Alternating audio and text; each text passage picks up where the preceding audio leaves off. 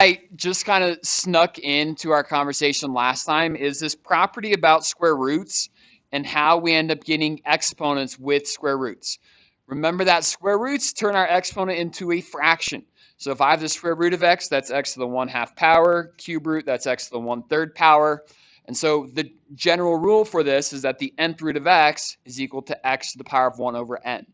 A lot of times, if we're seeing roots, that might be the first thing that we deal with is rewrite it so that we have that fractional exponent because that ends up moving down to being our coefficient. And I bring that up because we're going to go through 14. And with 14, there's a square root. So that's the first thing that I'm going to work with right now is rewriting that so that it has a exponent. So this is log base 2 of x to the 4th. And then it's that whole x squared plus 3 that is being square rooted. So it's that whole term to the power of 1/2. And then we're dividing by x minus 4 to the power of 5. All right, so when I'm expanding, again, just do one thing at a time. We don't need to try to get to the simplified expression in one go. So what do I notice and what things can I do for sure? I notice this quotient or the division. When I have that division, we expand it to where I subtract the terms from the numerator down to the denominator. So this is log base 2 of x to the 4th times x squared plus 3 to the 1/2 power, and then minus log base 2 of x minus 4 to the power of 5. Okay, so just log of the numerator minus log of the denominator. Now we need to think about how can we apply those properties? Well, I can expand this out further if I'm taking the log of a product. Okay, a product or a quotient. That's really it, right? And in this first log, we have a product. That's x to the 4th times x squared plus 3 to the power of 1/2. So this can be expanded out further where we add these logs of the product. So log base 2 of x to the 4th plus log base 2 of x squared,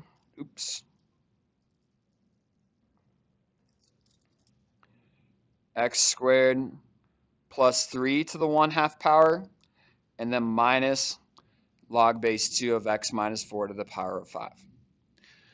So what ends up happening from here, a lot of students, they'll see, oh, x squared plus 3, that can expand out.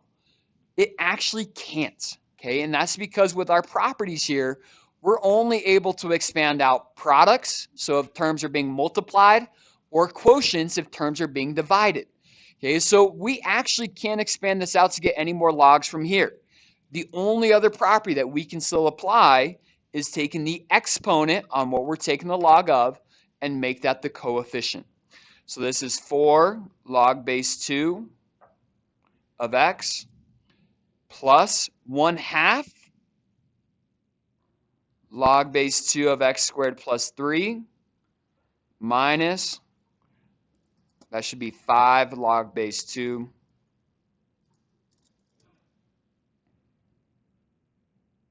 of x minus 4. This is as far as we could expand this out. There is nothing more that we could do.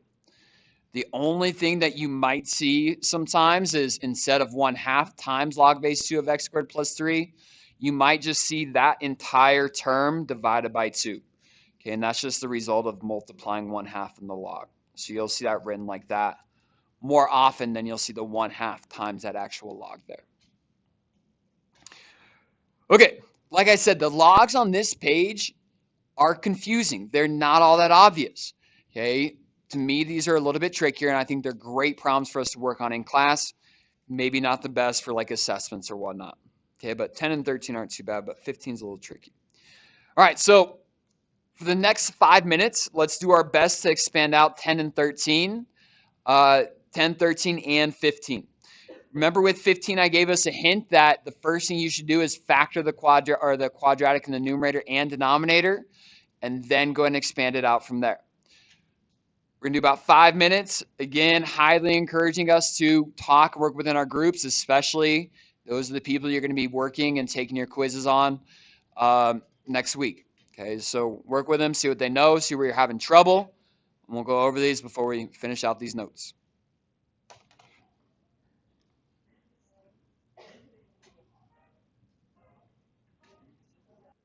All right.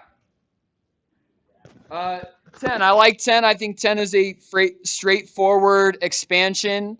I have a product, so that is log of x squared plus log of y to the 6th. There's no base. If you want to write the base 10, that is absolutely okay, but you don't need to. Then the exponent of 2 becomes the coefficient on the first log with x, and the 6 becomes the coefficient with the log of y. Nothing more that we can do there. Okay, that is completely expanded out. All right, 13. I also like 13. I think 13 is another great kind of question for an assessment. Yes, it brings in that 1/2 power, which makes this a little bit tricky, but we're having to use a lot of properties here. Okay, so the first thing I do is rewrite the whole thing so it's to the power of 1/2. Well, I know that if I have exponents raised to other exponents, I multiply those. So 8 times 1/2 is 4. 7 times 1/2 is 7/2. 12 times 1/2 is 6. Now I have just a bunch of products, and those can expand out to be log base 6 of x to the 4th, log base 6 of y to the 7/2, plus log base 6 of z to the power of 6. All those exponents become the coefficients. So it's 4 log base 6 of x plus 7/2 log base 6 of y plus 6 log base 6 of z.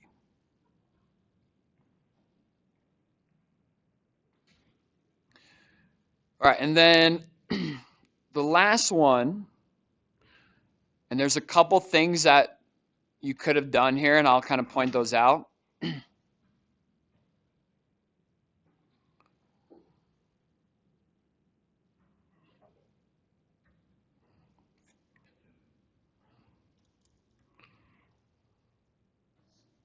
Okay, and I kind of gave us a hint on 15 that first we need a factor. So that's completely aside from any log rules or log properties. The numerator factors to x plus 5, x minus 2. The denominator factors to x plus 5, x plus 3. Some of you went ahead and divided the x plus 5s and canceled those out. Mathematically, that's perfectly right. Okay, there's nothing wrong with that. For the practice of us expanding out the logs, I didn't do that yet. In fact, I didn't do it at all. Because I'm now going to take the natural log of my numerators and subtract it from the natural log of the denominators. Then anything that is being subtracted, or anything that comes after that subtraction sign, is going to end up being negative. And I use grouping symbols to help keep track of that. So these first set of logs expand out where I can add them. So natural log of x plus 5 plus natural log of x minus 2. I'm subtracting both of the logs once I expand them out by adding them.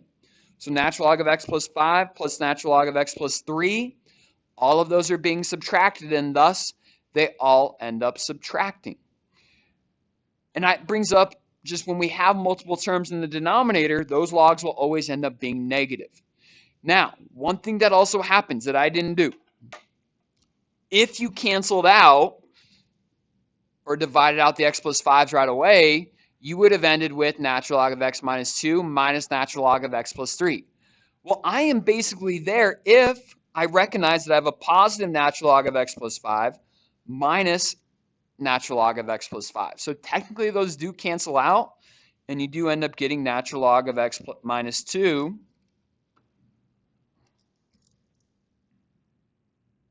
minus natural log of x plus 3. Okay, so I guess technically we could have taken that one step further. But for the sake of just expanding it out, I'm perfectly okay with us just getting here. Okay, and if you cancel them out right away, again, that's all good too. All right. Any questions on 10, 13, 15, or even 11 and 14 that we did yesterday or on Wednesday for you all? Okay. So the last thing that we need to do is just reverse the process. So can we go from an expanded log and condense it down into a single log? That's what we have on this next page here. So go ahead and flip this over.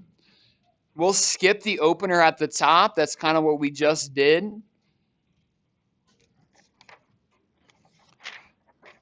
Okay, those are good practice, and I'll work them out. They'll be worked out on the answer key if you do want to check them. A reminder of all the properties, and this is probably more helpful than having to flip through this packet to find those properties. This is a summary of the 3 properties that apply to logs. Okay, so product quotient, power rule. So far, we've taken the condensed log and expanded it out. Now we're taking an expanded log and condensing it down. So just the opposite.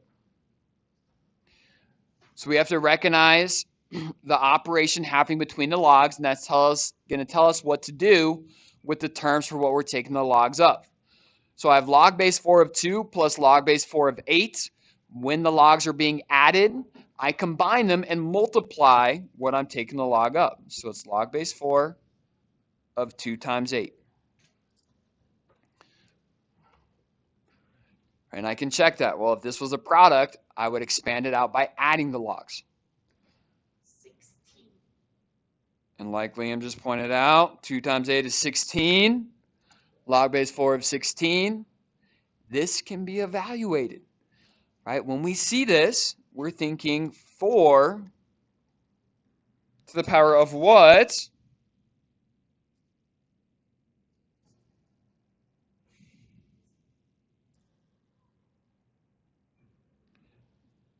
Is 16. That would be 2. So this whole thing just equals 2. And again, when we can evaluate the logs, I'm going to ask that we evaluate the logs.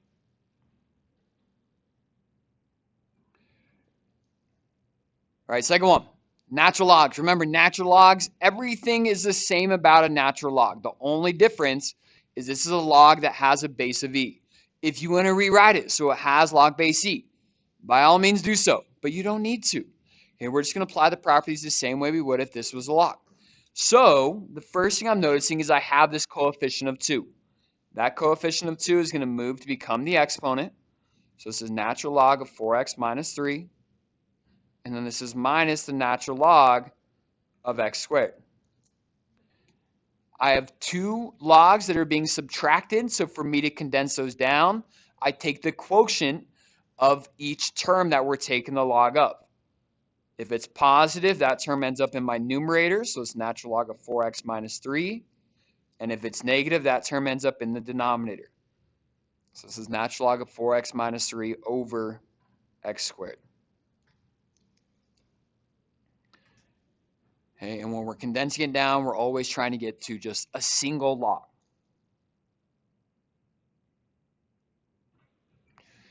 Right, and why don't we just see what we come up with these last 2?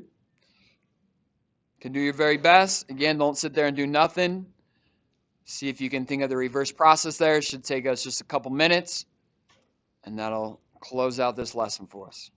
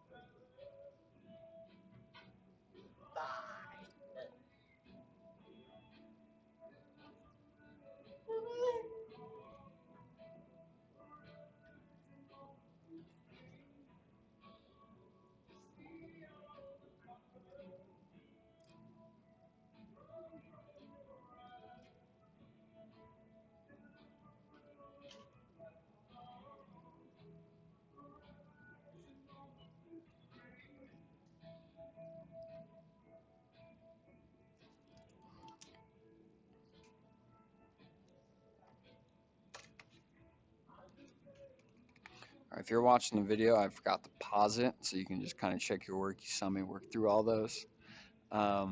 Nothing odd that happens. It would have been kind of nice to have some subtraction here, so we got some denominators. But yeah, I just do one thing at a time. So any coefficients, move them to be exponents. That's how I got the x squared. And then all those terms end up being multiplied when I get to a single log. And the last one, that 1/2, means that we're taking the square root of x plus 2. And then again, it's just a bunch of logs being added together. All those terms are going to get multiplied to condense it down. All right, have a great day.